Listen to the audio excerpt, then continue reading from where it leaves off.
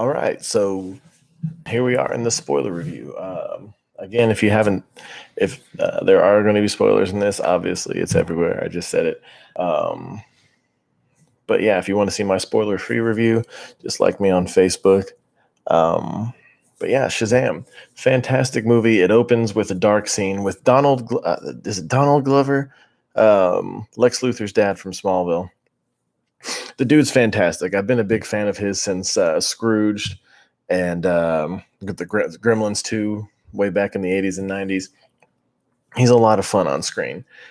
He plays the bad guy's dad, and the family's a bunch of douches, and naturally their kid turns out to be the same.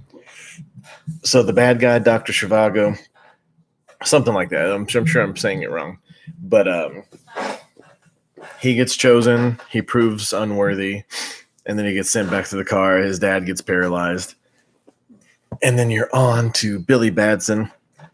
I will say Billy Batson, not a great kid. He's kind of a douchebag, kind of to himself. There is a good arc. He does eventually find himself.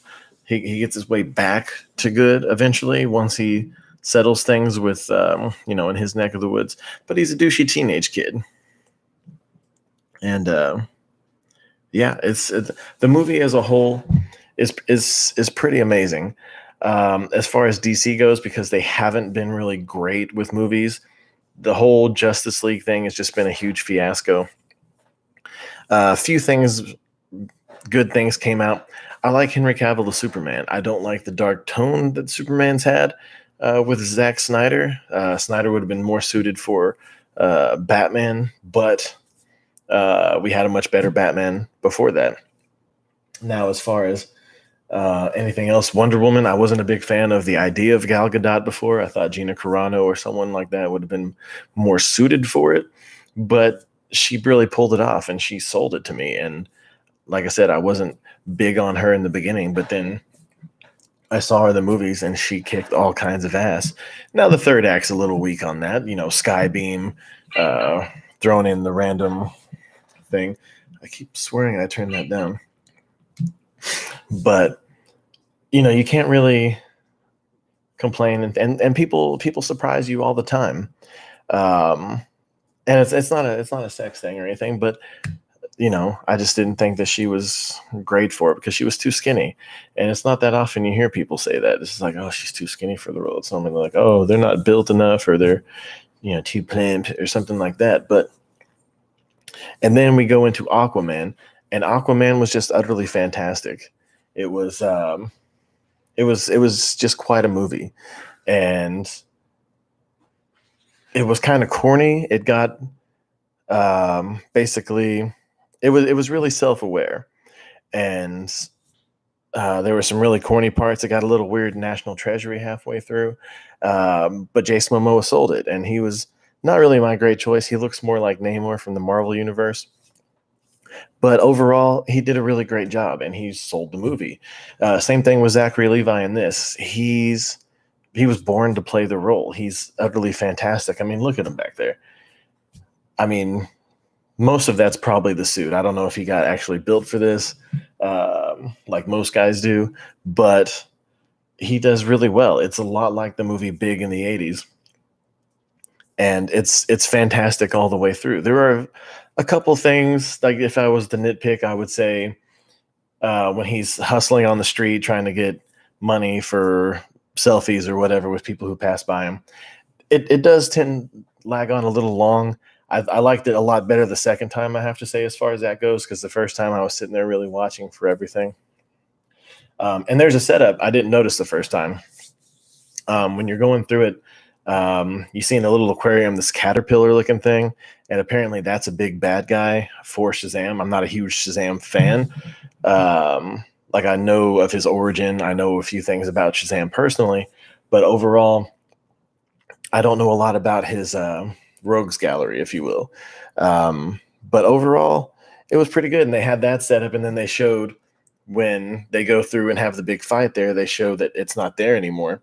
And then spoilers, for later, but it's in the mid-credit scene, and then it's got it's going after Zhivago just like it does in the comics, which I found out.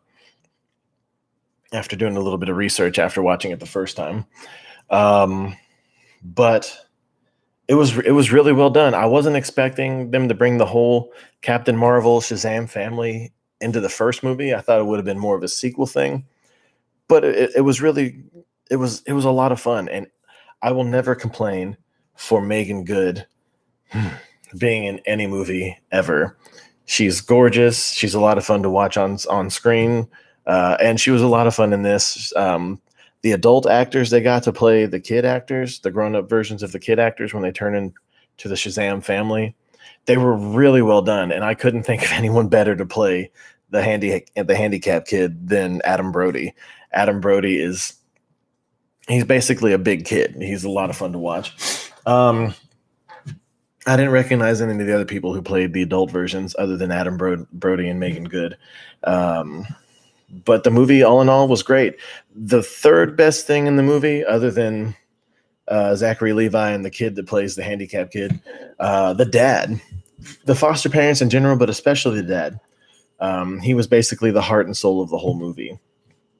But yeah, it was just fun the whole way through, and I don't see any way they could have done it any better. And if you haven't seen it and you're watching this, I apologize. This isn't really too spoilery, but definitely, if you've seen it already, if you haven't seen it, see it. If you've seen it already, go see it again. It's fantastic, and this movie deserves to be up there with Aquaman and Wonder Woman, the almost billion or over the billion mark like Aquaman is. That's mostly because of the kaiju thing that you get from the Asian market. Aquaman did really big there. Hopefully you do in this because, all the seven deadly sins, demons, whatever. But there's some really dark scenes. Like, oh my God, the Dr. Zhivago's family gets their comeuppance, and it's really out of nowhere. Shocked me the first time. I wasn't expecting that in something that's basically put out as more of a kid-friendly movie. But yeah, that's basically it. Mid-credit scene sets up the sequel, like I said. End credit scene is just a little shout out to Aquaman. And then my favorite part of the movie is right before the end credit scene. They they set it up in the middle for him to let his brother down. They say, "Yo, Shazam, he's my best friend and all that. Yeah, he's gonna come eat lunch with me tomorrow." And of course, he doesn't show up to set up, something for later. And at the end of the movie, the little handicapped kid comes through the cafeteria, sits down. The whole table clears out. The family comes in. This isn't our lunch period. Or this isn't your lunch period. Yeah, we made some arrangements. And then Zachary Levi comes in as Shazam and sits down at the table. And then he's like, "Oh, well, it's not just me. We've got another friend coming." And you see Superman holding a lunch tray just from here down. And he's walking on screen. And then the little handicapped kid turns around. He's, "Ha!" And then it fades to black, kind of in the same vein as the end of Spider-Man Homecoming, when Aunt May, you pan out and there's Aunt May seeing him pull the Spider-Man mask off, and she's like, "What the?" And then it, cut to credits. Basically the same thing. It was awesome, and probably the coolest part of the movie because it's the Henry Cavill Superman suit. But yeah, all in all, Shazam, fantastic movie. Highly recommend. Go see this movie as many times as you can. And it's definitely the better of the two Captain Marvel movies. Mostly because Captain Marvel was probably one of the worst Marvel movies, still a good movie. Whereas this Captain Marvel, aka Shazam, I would say the best, like I said, the best DC movie since The Dark Knight. Yeah, I'd say so. But anyway, this has been Bear in Mind. Still working on some kind of catchphrase, but yeah, we'll get that later.